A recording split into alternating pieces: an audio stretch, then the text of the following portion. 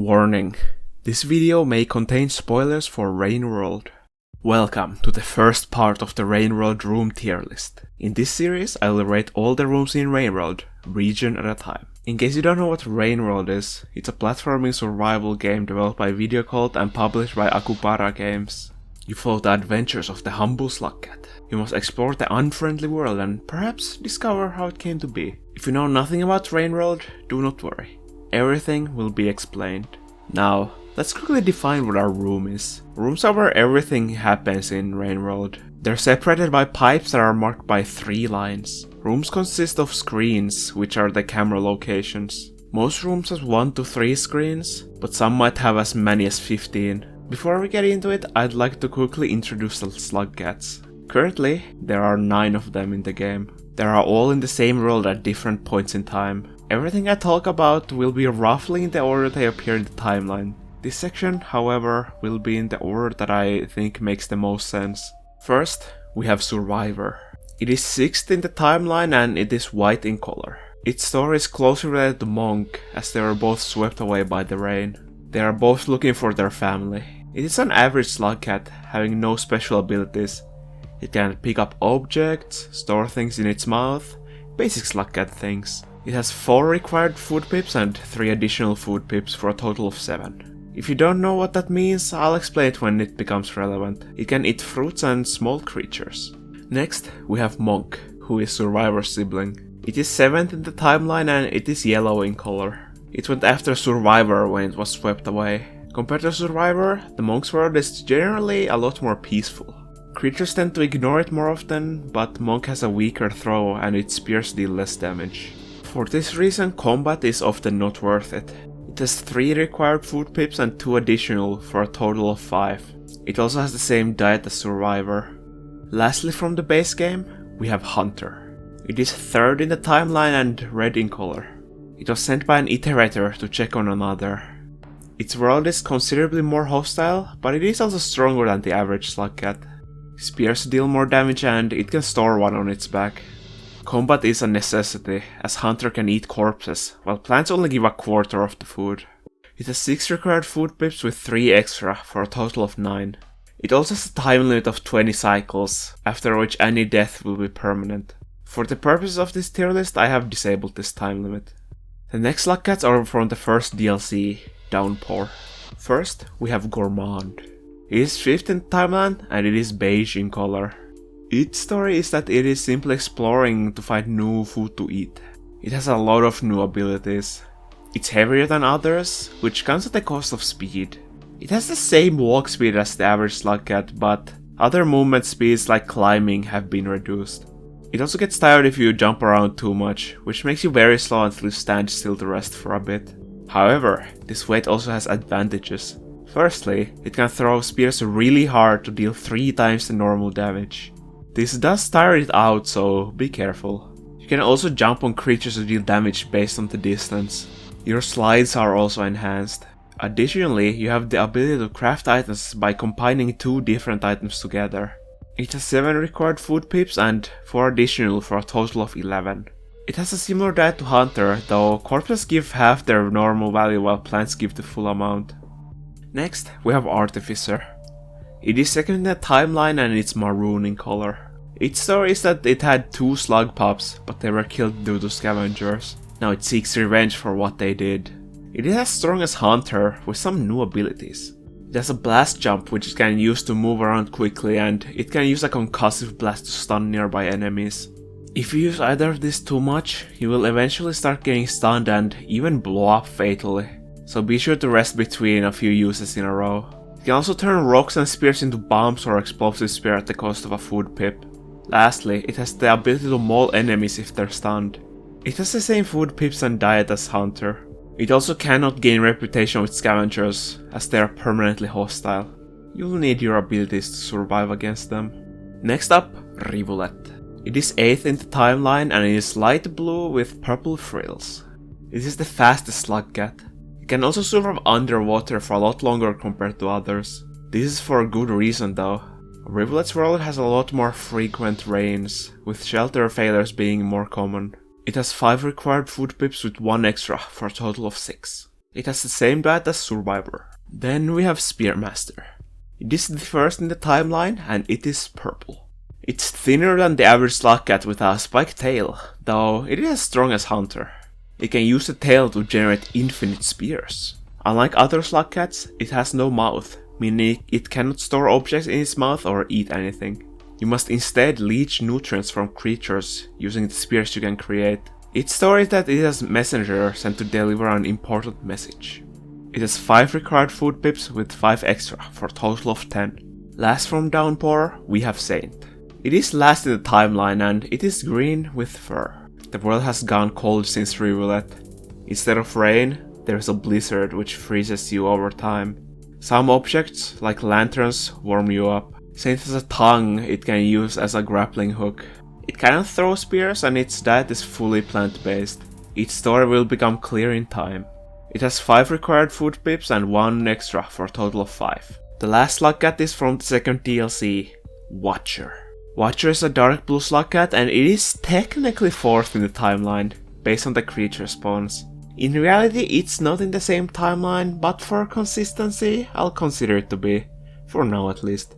It has the same stats as Survivor, including food pips and diet. It has no special abilities, not yet at least. With that said, let's get into the actual tier list. Outskirts is the first region in the game, and Spearmaster, Survivor and Monk start their journeys here. It has 64 rooms and 94 screens, which makes it pretty average sized. Survivor and Monk will not encounter anything too dangerous here, though all of the Slugcats can meet dangerous creatures like red or cyan lizards. The pearls in this region are light pink and light blue. Here are the lineage, pre-cycle and night spawns.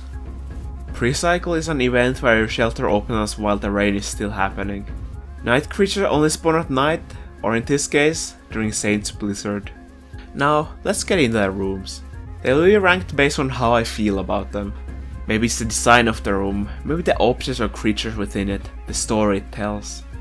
Feel free to leave a comment if you disagree with some of these placements, though I doubt anyone has particularly strong opinions on most of these.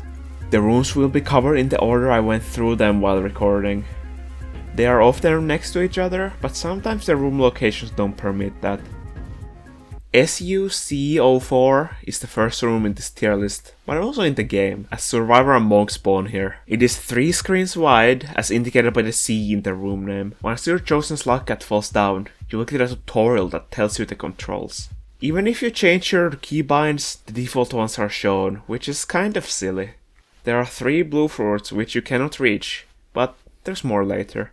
It doesn't have too much going on, which is good for a tutorial room, though having the blue fruits as bait is kind of evil. On the other side of the room, Survivor and Monk will encounter a curious little creature called an Overseer. It will try to guide you through your journey, though sometimes its directions aren't the best. Mirror's Vultures are capable of coming here as Saint, but I'm not going to explain what they are just yet. I will give this room a solid B. SU-A41 is a single screen room that introduces the player to climbing on poles. It does its job well, as climbing is very important. Despite this, the room is quite boring, so I'll give it a C. I know it's a tutorial room, but that will not help it. SU-A42 is a single screen room that has batflies. They are small creatures which you can eat, though they can be hard to catch. In this particular room, they do not have many places to go, but they can teleport using the batfly grass also found here. I much prefer A44 as a food source, but it's not bad either. C tier. SU-844 is the better food source. It has 4 blue fruit, though one of them is too high to reach. How evil. The fruit won't move nearly as much as the batfly, so it's easy pickings. Still, the tutorial rooms are not very exciting, so into C tier it goes. SU-A43 is another single screen room. This one teaches about the leaping mechanic. As a new player I was stuck here, because I didn't realize you cannot hold down while leaping. You have to let go. The experience is not enough to drop it to D tier, so it'll stay in C. Wait, what is this? The rain is coming! You gotta run, little guy! SU-A22 is a single screen room. We don't have time for this! Get in the shelter, little fella! Put this one in C tier! SUS01 is a shelter where you will be safe from the rain. Each cycle of the rain you must go out to find food and shelter. If you fail to do so, the rain will drown or crush you.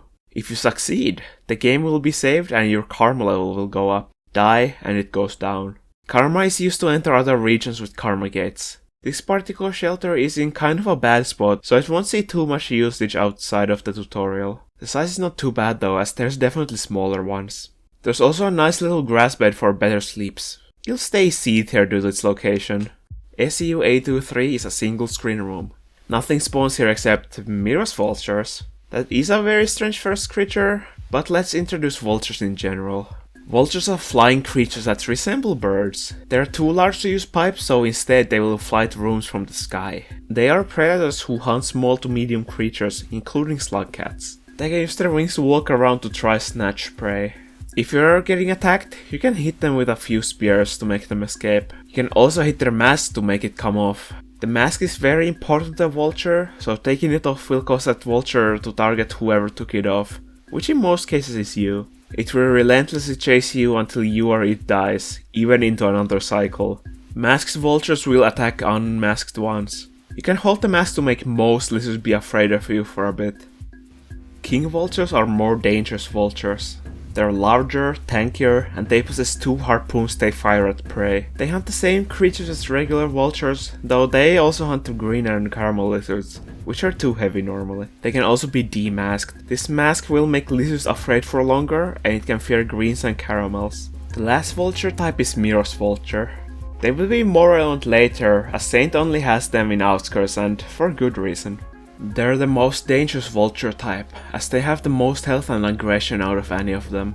They have a constantly snapping beak which immediately kills the slugcat if hit. They also don't lose interest as quickly as other vultures.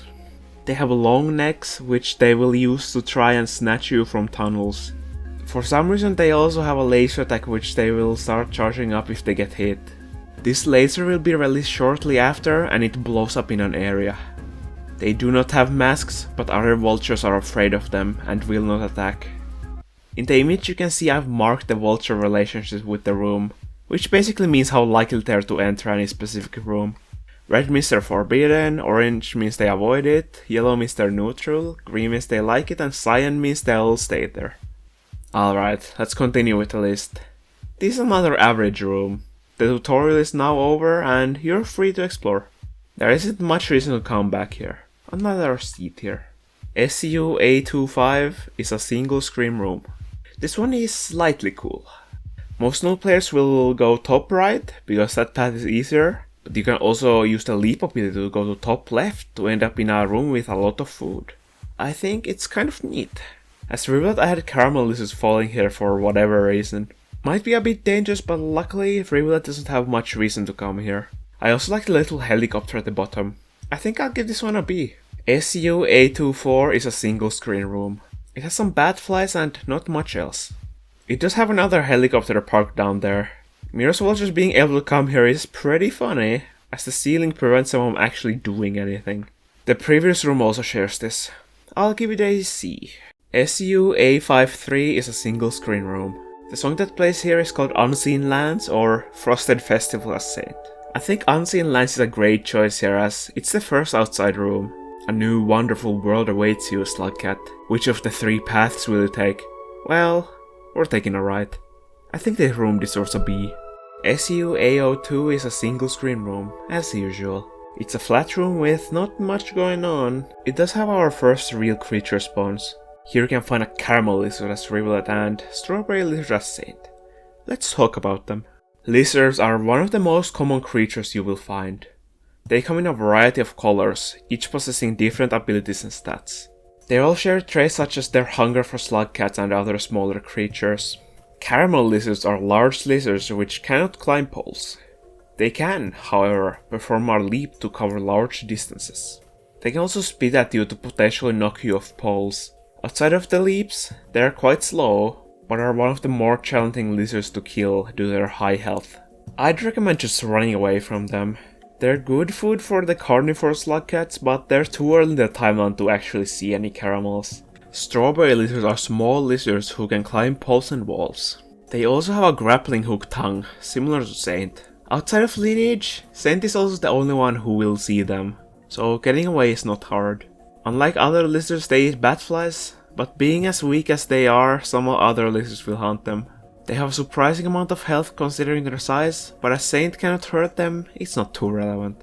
This is the first room with Lineage. It's just a 5% chance for Pomix to appear as the first 6 Slugcats. I think C is good for this room. SUB07 is the first double screen room. 2 new creatures have appeared, so let's talk. Green lizards are large lizards who cannot climb poles, very similar to caramels. Greens don't have the leap ability or the spit ability, so they can be completely countered by climbing on a pole. They are tanky still, but carnivores will see them around, so they're a fine choice for food, especially for Artificer who can easily kill them with explosive spears. Yellow lizards are medium-sized lizards who can climb poles. They always spawn in a pack. Yellow lizards can telepathically communicate with their pack, whether it's informing them about threats such as vultures or prey such as the Slugcat. The lizard with the longest antennae is the pack leader, and killing it causes the pack to lose their telepathy. Killing a lone yellow is pretty easy, but don't be surprised when the reinforcements arrive. I like this room. I think it's pretty funny avoiding the green lizard using the poles. The green is basically stuck here, though it can travel to the next room where it will get stuck. The lineages in this room are just the green lineaging into other colors. I find it interesting Watcher shares the lineages with Gourmand, but the strawberry lizard is always missing. I wonder why. I'll give the room a B though. SUA4R is a single screen room. It has a green lizard looping around it, trying to fall on the Slugcat. Rivulet also has cyan lizards, who will likely not stick around. Cyan lizards are medium-sized lizards who can climb poles and walls. They also have the powerful ability to perform leaps. Cyan lizard leaps are a lot more powerful than caramel lizard ones, as cyans can perform multiple of them in a row along with the ability to climb walls. This makes them extremely mobile and dangerous. They have average health, so if you can get a good hit on them, they will go down easily. But actually hitting them can be a challenge. If you hit them, they have a chance to go haywire where they'll fly around uncontrollably. This can easily cause them to fall into a pit, though Outskirts doesn't have many. Luckily, it doesn't have many cyans either. I think this room is pretty cool. Green lizards that end up here never get out, at least I've never seen them do so. They'll just end this loop in the room, which is also what you should do to get out. There are some lineages where the green might be able to get out as a pink or blue, but it's a low chance, at least later on. Interesting enough for a B. SUA17 is a single screen room. It has a new creature, the white lizard. White lizards are medium-sized lizards who can climb poles and walls. Unlike all other lizards, they prefer to stay in place using their camouflage. Once they spot prey, they will use their long tongue to try and snatch it. If the tongue hits you, you have to either hit the lizard with a rock or spear, or go close to it to make it bite. If you do it properly, the bite will miss and you are free to go. If you go away from them, they will quickly lose interest and camouflage again. They have average health, so if one is facing away from you, you can easily kill it. The white lizard will usually stay around this room, so be careful. Another 2 cyans spawn here as Rivulet, so I don't recommend coming here as it. Spearmaster, on the other hand, has a broadcast here. They give lore about the events surrounding those who sent it on its messenger journey. Let's take a listen. Live broadcast. Private 7 Red Suns. No significant harassment. I can't stop dwelling over the mistakes I have made. I could just delete those memories, of course, but that feels irresponsible. Oh? What kind of mistakes are we talking about here? I once gave someone some sensitive information, the kind that could be dangerous if acted on. Yet I should have known they are in the right state to use that information responsibly. I take it you won't tell me the content, or the who. No, I will not. Out of respect. Look, if you ever want to talk about it, I can. We share this little problem of ours. We were made to solve them after all. You're worried they're going to get themselves hurt by messing it up? They already have. The broadcasts are only available as Spearmaster, but other Slugcats may find a broadcast pearl here. Only Watcher, Monk and Rivulet can find this particular pearl, for whatever reason. There's also Batnip here, which attracts batflies. I do like this room. Gets a B from me. SUB12 is a double screen room. It's similar to B07 with the green that roams around. There's also pink here. Pink lizards are medium-sized lizards who can climb poles. They're the average lizard. They don't have any special abilities and they have average health. Not much else to say. BO7 got a B, so this will get a B too. SU-A63 is a single screen room, though it doesn't even take up half of that space. You can clear it in about 2 seconds. I would give it a D, but I do like the little plants in the middle. That brings it to a C, but just barely. SU-A37 is also a single screen room that doesn't take up half of the space. Some creatures will occasionally wander here, but it's mostly fairly safe. There's also a shelter here. C tier. SU-SO4 is a shelter, as indicated by the S in the name. It's the same size as the previous one, though this one is pointing down. It also doesn't have a grass bed. It is in a lot better spot though. This shelter is probably the closest to the middle of the region. There is also some food nearby. I'll give this shelter an A. It's the one I most often go to while exploring Outskirts. SU-BO4 is a double screen room. The music that plays here is called Urban Jungle. I would say this is the room of Outskirts, mostly because it's the room shown in the region art, but it's also just a solid room. I also know it as the Dropwig room, as this room has a whopping 4 Dropwigs as the carnivores. Dropwigs are medium-sized insects that try to ambush creatures. They'll find a good spot to wait for anyone unfortunate to go under it. If something does, it will drop from the ceiling and attack. It is possible to survive the attack, though they will keep attacking until they lose interest or you die. They can also grab objects like blue fruit to use as bait to lure you in. They have a low health, likely dying to a single spear, and as they are insects, spore puffs will deal heavy damage to them. I would say they are quite dangerous, as even to this day I still fail to spot them sometimes. In this particular room, they're easy to notice simply because there's so many of them. Their spots are also very obvious. The geometry where they prefer to go makes some of them hard to kill, and you may have to bait them to drop before killing them. I appreciate this room as you have some choices on where to go. Either you can use the tunnels or you can take a little shortcut that some may not even notice. I also like the lizard face in the geometry. I think it gives the room a lot of personality. For that reason, I think this one deserves an A. SU-A33 is a single screen room. This time they could only spare a quarter of the screen space for the room. It's not exciting, but it does guide new players to the industrial complex Karmagate, so it's good enough for a C. SU-B13 is a double screen room, though technically it has 3. The third one is not accessible, so it doesn't matter, but it's kind of a cool piece of trivia. Anyway, the room itself is very boring. All they do is climb up. I just don't feel like I can give it anything higher than a D. Something about it just makes me feel sad. SU-A20 is a single screen room. I know this one as the centipede room, as most Sluggats will find a large number of them. Centipedes are insects that come in 4 different sizes: infant, youth, mature, and overgrown. Infant centipedes can be picked up and eaten for 2 food pips, even the Slugcats who cannot eat corpses normally. All centipedes share this trait. Holding them without killing them will cause them to zap you, which stuns you for a bit. Young centipedes are still not large enough to care about the Slugcat, so they ignore you unless you provoke them. They have low health and can be killed with 1 or 2 spears. Eating them gives 2 to 3 food pips depending on the size. Mature centipedes are not large enough to hunt Slugcats. Their vision is based on movement, so crouching and crawling are good options to avoid detection. They can also hear, though only when they aren't moving. They kill prey by grabbing them with one head and then trying to grab them with the other head to deliver a deadly shock. If they fail to do it within a certain amount of time, they will let go. They take a few spears to kill and they will give 3 to 5 food pips. Overgrown centipedes are very big. They're basically just larger versions of mature centipedes. This gives them more health and more food pips. That's about it. As centipedes are insects, spore puffs will usually kill them. Overgrown centipedes might survive, but a few spears should finish the job. Lizards will hunt any size of centipede.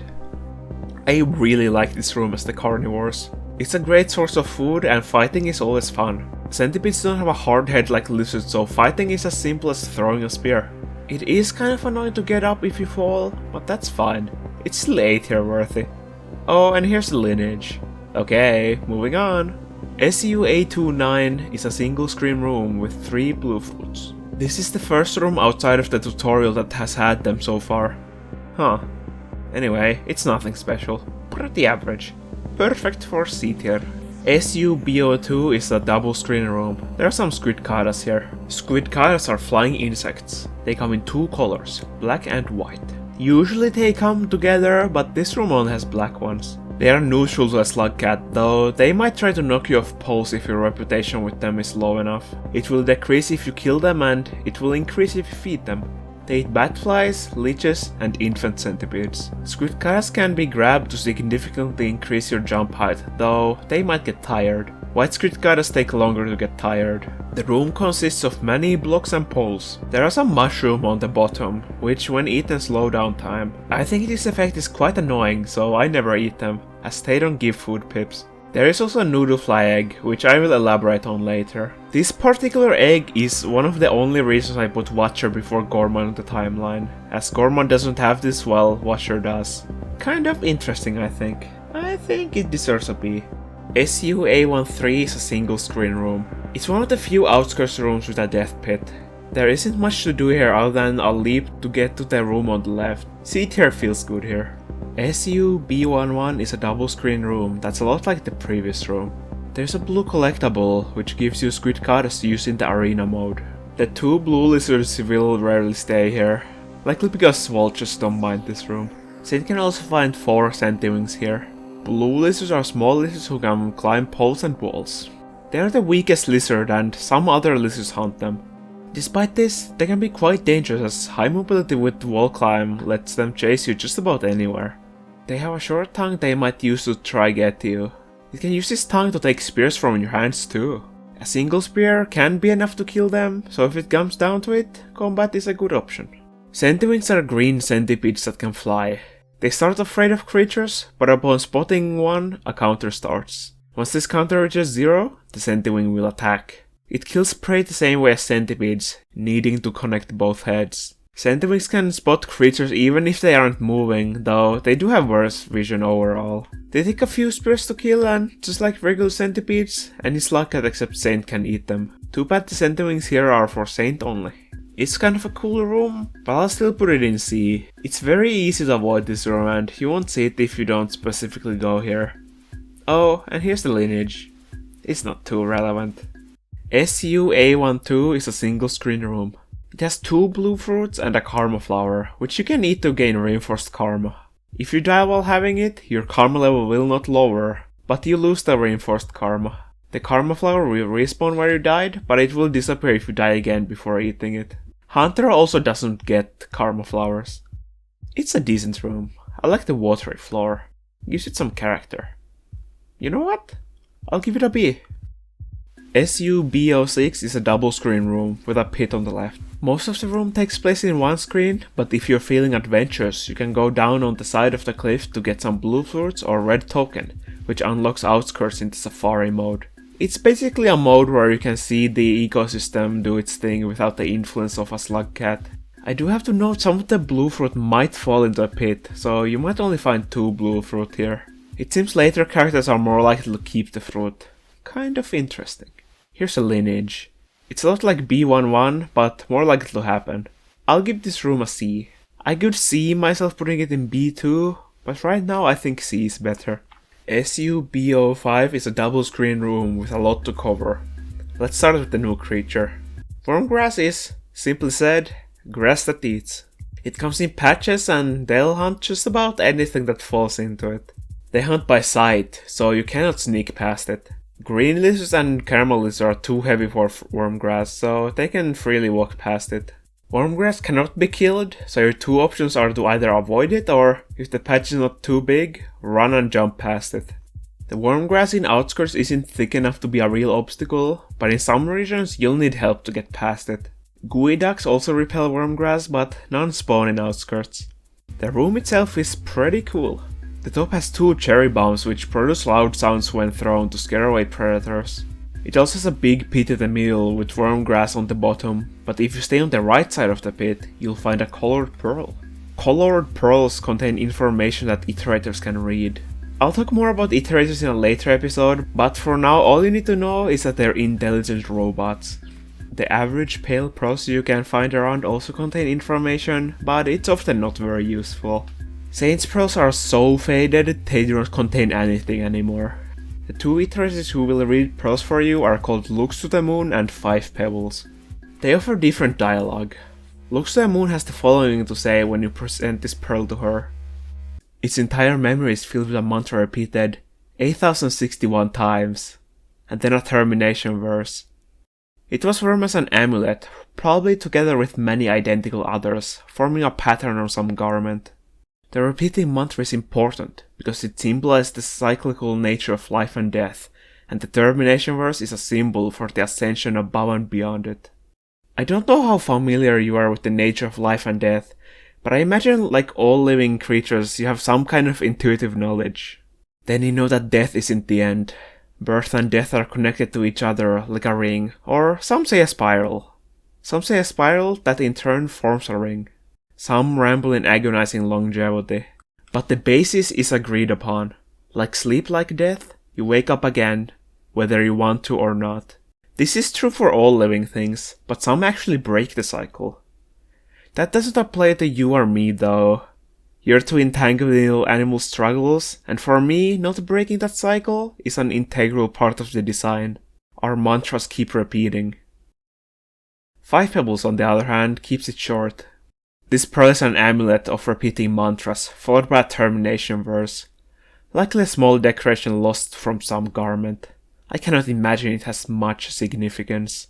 Pearls like these were worn simply as beads, some in sets of hundreds. I'm sure the scavengers would have more use for this than I would. Back to the room, I'll give it a B. It's pretty funny. Oh, I keep forgetting the lineages.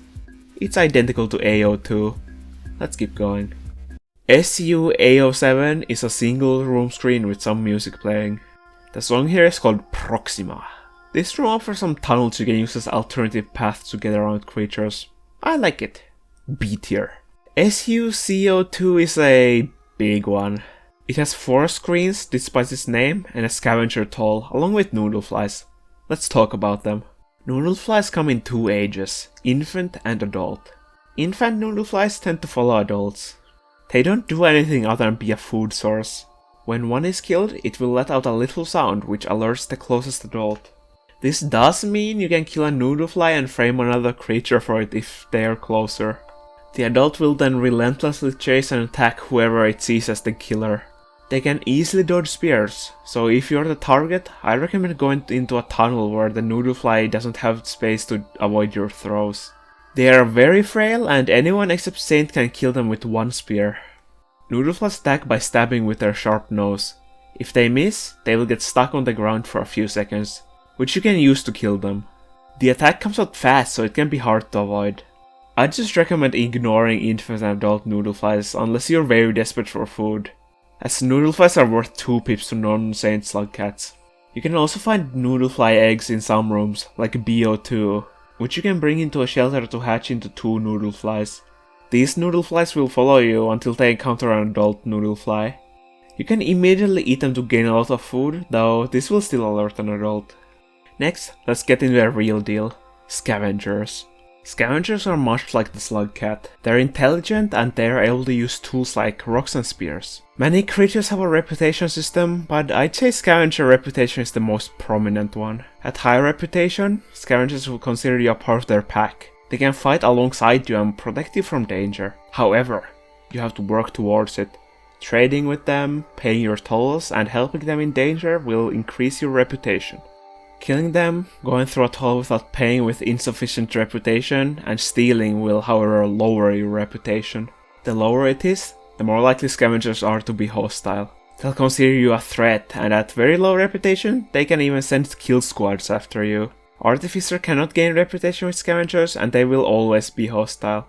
Scavenger tolls are points on the map where a group of scavengers often stay. They're marked by a reindeer skull that's decorated with pearls. To pass, you either need higher reputation or payment. Different items have different values to scavengers, but a single pearl is enough to pass a toll. That's why I recommend having a pearl in your mouth whenever possible. It's just helpful to have higher reputation, and it reduces the chance they will randomly kill you. Now let's talk about the actual room. I think it's great. It's always chaotic because of either the vultures or the lizards. They're always terrorizing the scavengers at the toll, and it's pretty fun to fight alongside or against them. As Survivor and Monk don't have vultures in Outskirts, they will have a less chaotic experience, which is good for new players. I think the toll here is also good design, as new players should not be going this direction. Fun fact: this room did actually used to have 2 screens, but Downpour added a new screen to the left. Put this one in A tier. It deserves it. Here's also the lineage. A 90% chance for a yellow to turn into cyan is pretty interesting, but otherwise it's not remarkable. SU-A45 is a single screen room. The only notable thing about it is the 3 pearls. This is especially great if you're coming from farm race. Even if you aren't, it's easy to go back in the previous room to build some reputation with them. Still, it's not very memorable. I will give it a C. SU-A32 is a single screen room. Saint has a red lizard here. You know the drill. Red lizards are large-sized lizards. Their red color is very relevant, as they're the most dangerous lizard type. They are very fast, they have a speed ability to knock you off poles, which they can climb, and they have more health than even green lizards. They also will not be flipped if you throw a rock at them. If you see one, I highly recommend doing whatever you can to avoid it. If you're near a pipe, it's still easy to avoid them, but if you're far away from one, good luck. Fighting them is absolutely not recommended unless you know what you're doing. They have blast resistance to explosives, so single explosive spear is not enough to kill it, though it will be heavily injured. They are immune to vulture masks, as the red lizards attack vultures. They also attack other reds with extreme aggression. I could see some new players get stuck here. To leave, you must use a spear to make a pole you can grab onto. I don't believe this is told anywhere, so it's very possible someone will get stuck here. Luckily, once they respawn, they can simply avoid this room. C tier seems fitting. SU-A31 is a single screen room. I don't have many thoughts on it. There is some food here at least. It does have this simple lineage too. C tier. SU-B09 is a double screen room that is available to everyone except Watcher. It has a large square in the middle that has a lot of poles around it. It's kind of like a central hub for the region. It lets you go basically anywhere. Going to the top is kind of annoying though. I still get confused on what path to take. C tier. SU-B09W is Watcher's version of B09. The top of the room is the same as usual, but the bottom has been infected by rot. I will elaborate on what rot is in a later episode, but it consumes anything that touches it. The rot blocks the way down, so the next rooms are not available to Watcher. It will also get a C. SU-B10 is a double screen room, though all the important things take place on the top. The bottom room is mostly just for the pipe or the little pockets you can go into if you want. Some of the blue fruits seem to spawn detached for whatever reason, so they might despawn if you don't consume them that cycle you find them. I'll give it a C. You spend more time in the bottom pipe than in the actual room. SU-A10 is a single screen room. It has 2 new creatures, though both have appeared before through either lineage or pre-cycle. Let's finally cover them. Pole mimics are predatory plants that, as the name suggests, disguise as poles. If you grab a pole mimic or stand in front of it for too long, it will grab you and drag you into its den. Pole mimics can be spotted by looking at the map, as they don't appear as poles there, or having them randomly reveal themselves. As long as they aren't active, you can freely walk through them, though just don't grab. They die to a single spear as most Slugcats and they cannot be eaten, though Spearmaster can leech nutrients from it still. Morsel kelp are also predatory plants that hunt creatures. They're a lot more obvious than pole mimics, but they're also harder to avoid. You cannot just run past them or they will just grab you. They see by movement, so you may be able to sneak past them if you're going very slow. An easier way is to just hit them with a spear to stun them for long enough to pass. Alternatively, you can give it something like a blue fruit to bait it into returning to its den. They take a few spears, usually 3, to kill. They also cannot be eaten. Lizards are afraid of both creatures, so they might stay on the left side of the room if their plant is alive. It's a fine room. Another C. SU-B01 is a double screen room. Despite the files saying only a monster kelp or a pole mimic spawns here, I always see a pink liver spawn in the same spot. I don't know why that happens and why none of the files say anything about it, but it's pretty interesting. I did also see some funny things with the vultures. I'll give room a B. SUS03 is an average shelter with a nice little grass bed. I found a slugpup here as hunter. They're small NPC slugcats you can carry around your feet. I will try to keep any slugpup I find alive as long as I can. This one was named Wargarble! You cannot put spears on your back while carrying a slugpup, so it will make my life slightly harder, but that's fine. This shelter is in a decent location. I think SO4 is still my preferred shelter, but this one does see some use too.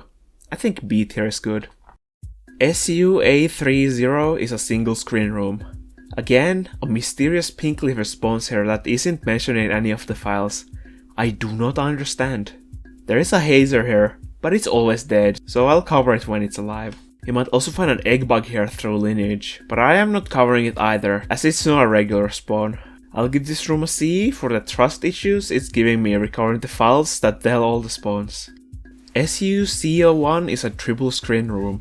It's one of the 2 base game Outskirts rooms that have water. This one is deep enough to have a little swim in. The room has no major creatures, but lizards will often come here from nearby rooms, mostly AO4. There is also a popcorn plant, which you can open with a spear to obtain infinite food for the cycle. A saint cannot use spears, it has to wait for the blizzard to open it. This room has a pleasant vibe, so I'll give it a B. SUB14 is a double screen room that's not available as saint, and of course watcher. The style of this room is a lot like the rooms in Drainage System, which makes sense as this room leads to that karma gate. You can also find the blue fruit blue token and a yellow token, which gives access to 3 arena maps. These maps are Blocks, which is a slightly modified version of AO6, Chamber, which is new, and Stoneheads, which is an expanded version of A40. I think this room is kind of boring, so it gets a C. SUB14 Saint is Saint's version of B14. I'm not sure exactly why they made a separate room for it. The geometry is the exact same, and I think you can make the other changes found here without making a new room. Not sure though, I'm not really the expert on what you can change in a room between characters. Anyway, the tokens are still here if you need them. I'll give it a D, as I don't think the separation was necessary, and it created some extra work for me. SUA04 is a single screen room. It has a wide variety of lizards between all the slugcats. Here are the lineages. Not much else to say honestly. Put it in C tier. SUA35 is a single screen room. It adds some poles and a square in the middle. No spawns, no objects. It's fine. It adds a connection between BO9 and A20, so it's good to have. C tier. SUA34 is a single screen room. It has tunnels and some mushrooms. I am not a very big fan of this one honestly. It does improve A20 and BO4 because you have more options to go in those rooms, so I suppose I'd rather have it than not. I'll put it in low C. SUBO8 is a double screen room. It's flat and it has some blocks on poles. A red lizard spawns here for most of the characters, so be careful when going around here. If it shows up when you're in the middle of the room where there are no pipes, you might be screwed. You can try to hide on top of blocks, but that can be a risk as vultures don't mind this room.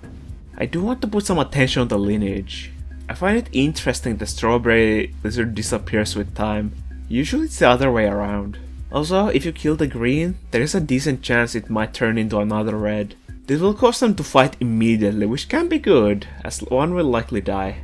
I think this room is simple, but kind of exciting. B tier. SUA36 is a single screen room. It may have no creature spawns, but it's between 2 rooms with red lizard spawns.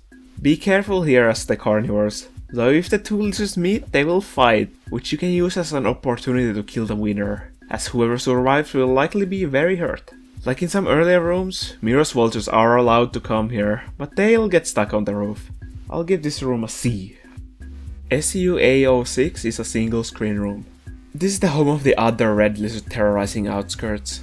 The spawns aren't too interesting, but I have a lot to say about the lineages. Firstly, some spiders can spawn here through it. This is the only room where spiders could spawn in Outskirts. There's also a guarantee that the red lizard will turn into nothing when killed, but it has a 0.1% chance to become another red lizard. This is both the most and the least likely to happen lineage. Pretty interesting. I just hope they won't add new characters anytime soon. I ran out of space for any future lineages. The actual room has blocks on poles, kind of like a smaller BO8. I think bigger rooms tend to be more exciting, so I'll give this one a C. SUA38 is a single screen room. It has a lot of food and it's near shelter, but the red lizard from the previous room will often come here. Luckily, those characters don't really care about fruit. Other characters may have some trouble reaching the fruit. It's nothing special. C tier. SUA39 is a single screen room. It's basically an introduction to Karma Flowers. It has nothing else. At least the red lizard won't come here. Another C tier. The following rooms are not on the usual path. They were added in Downpour and they're behind Survivor Spawn, so you need to do some tricks to get back up there. Artificer and Saint will have little trouble getting back to A22 and A04, but other characters will have a much harder time. Still, the rooms exist for them and they are accessible one way or another, especially in Expedition with the Blast Jump power-up, so they will be included for everyone. SU Intro 01 is the first room to break the naming convention that the base game had. Can you tell these rooms were added in Downpour? The name change is not necessarily a bad thing, but it complicates my work a bit as I can't tell the screen count just from the name. Anyway, it has 2 screens and it acts as Spearmaster's tutorial, as it spawns in the previous room, which is a Karma Gate. Karma Gates will only be covered when both of the regions have been done, so I won't talk about it yet. Gourmand, Survivor and Monk have access to said Karma Gate, which allows them to also come here. They don't have access to unlimited spears, so the water has risen to allow them to pass. I don't really like how it looks. It makes sense considering what its purpose is, but I think I can't give it anything higher than a C. SU Pump Station 01 is a triple screen room. The bottom 2 screens are filled with water and you cannot go back where you came from. This is why Intro 01 is inaccessible to the other characters. I do not think it is exciting enough for B, so C it is. SU Cave 03 is a single screen room. Not much to say. I like the background, but that's about it. Put it in C tier. SU Cave 04 is a single screen room. It has blocks blocking the path, so you have to go around them. There's some food, but most people will only ever be here with Spearmaster and it cannot make use of it. Another C tier. SU Pump 03 is the largest Outskirts room, coming in at 5 screens tall. Not sure why they call it Pump 03 when it's the only pump room. Anyway, the bottom 4 rooms are dark and tunnely. The second highest screen confused me a few times. The top is where you want to be. When you get there, a song called Distance starts playing. Fitting name as you're far from home, especially as Spearmaster. There's also some blue fruit and a popcorn plant. The carnivores rarely see popcorn plants around, so it's a nice treat if you can make it here. It's kind of cool, but I don't really feel like giving it a B, so it gets a C instead. SU SO5 is a shelter that's the same size as all the others here. It does have a vibrant grass bed, but it's in a very obscure spot for average use. There aren't any threats around this part, so it's just better to go to SO1. New players might not know how close it is, but there really isn't anything to do here that would take you long enough to need this shelter. I think it's D tier worthy, unfortunately. Cave 02 is a triple screen room. Interestingly, each screen here has 2 blue fruit. A lot of blue fruit for someone who can't make use of them. This room also gives Spearmaster a tutorial that it needs to use spears to gain food pips, but Batflies only give a quarter of a food pip. I will give it a C. SU VR1 is a single screen room. There's a light pink pearl here. Let's hear what the iterators have to say about it. Looks to the Moon says this. It's an asset management log containing the historic structural health of various pieces of framework over the spans of many hundreds of cycles. I suppose neither of us would benefit from me reading all these numbers aloud. What is notable is that none of the structures over the course of this logged history are marked as needing explicit repairs. That comes as no surprise, it was very much the intention. Most of the machinery, storage areas and other structural housing needs to remain watertight. This is due to the fluctuating groundwater and regular bombardment of heavy water vapor from our breathing. No matter how well constructed the architecture may be, deterioration is an inevitability. To counter this, there's a second line of defense. Microbes are infused into the building materials that lie dormant for an indefinite period of time. They are awakened in response to splintering and separations, initiating a healing cycle that gradually fills the damage in and restores waterproofing to the structure. The duration of this process depends on the extent of the damage, of course. Voyages down to the surface were quite dangerous, attempted only by the most unfortunate of souls. They were always intended to be brief trips, only for periodic inspection and logging. Designing the surface's world to be largely self-sufficient was a very deliberate decision, allowing my creators to live carefree lives up in their cities in the clouds. While 5 Pebbles says, it's an asset management log, used in recording the structural health for a large collection of surface facilities. Most of this information is already on my record, but the log on this Pearl is slightly more up to date. Thank you, I suppose. There isn't much else to say about this room. I like the sunlight that's coming in from the top left, I guess. C tier. SCU PS1 is a single screen room. No idea what the name could mean. There's more blue fruit here. Yeah, lack of creatures is not very exciting. C tier. SCU Cave 01 is another single screen room. There's more blue fruit and a pre-cycle eel lizard, but considering the location of this room and the chances for a pre-cycle, I highly doubt you'll be seeing it. This room made me realize Saint and other Slugcats have different property files. I saw a vulture here despite them being forbidden, so I got digging and found it. Created some more work for me, but that's fine. I'd like these videos to be as accurate as possible. The room will get a C though. SCU K05 is a double screen room. It has even more blue fruits and some platforming. To this day, I still fail at the platforming sometimes. Luckily for me, this room can be skipped. I'll put it in the C tier. And that's all the rooms for Outskirts. Here's the final list for the region. It's the first one, so no list containing every region's rooms yet. I would place Outskirts as a whole in B tier. It's a good region, but let's just say it's not a major region why I love Rainworld. Still, it's nice enough. Next time we have Industrial Complex. I'll try my best to have this out within 2 weeks of each other. Let me know if you have any suggestions for the series going forward. Until then, goodbye.